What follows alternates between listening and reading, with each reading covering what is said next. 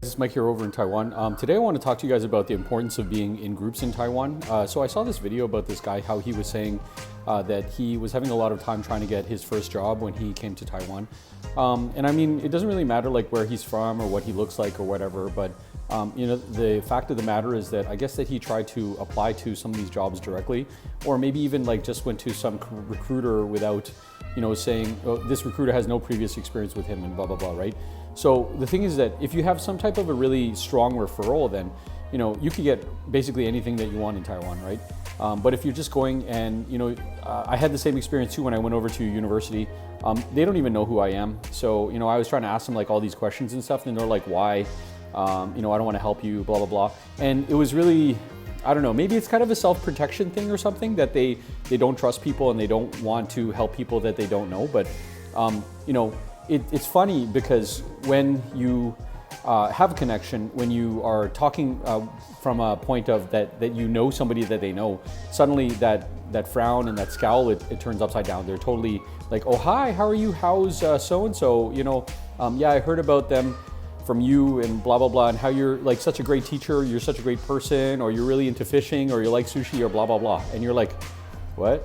So, and it's, you know, it's weird because those people, they've had like 100 conversations about you, not behind your back, but like before the introduction. And, you know, you just go over there and, well, I don't know, whatever it is. But it's just strange. I feel like I left this whole like being in groups thing like back in high school or something. But, you know, coming back to here, and I guess I don't want to say that it's an Asian thing because, you know, there's different places that I've been to, and it hasn't necessarily been exactly like that, but it has been somewhat like that. In Japan, I feel like there's like no way to get in, but you know, that was just my personal experience.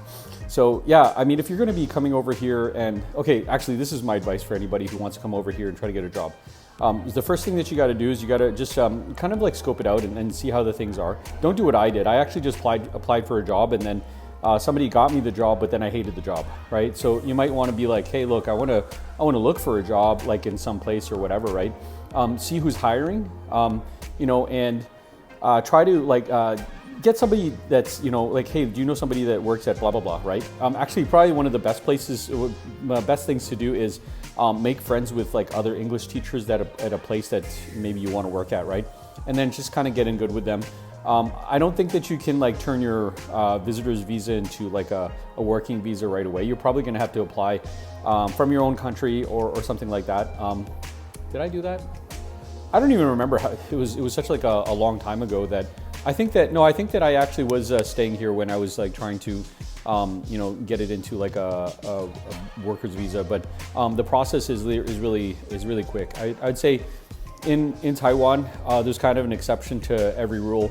In Taiwan, people think that things are not necessarily going to happen to them, but they usually happen to them, right? So there's just kind of an exception for everything in Taiwan. And there's kind of a word for it, like in Mandarin Chinese, I guess it's like called Guanxi or something, where, you know, you pat someone on the back and then they pat yourself on the back or something.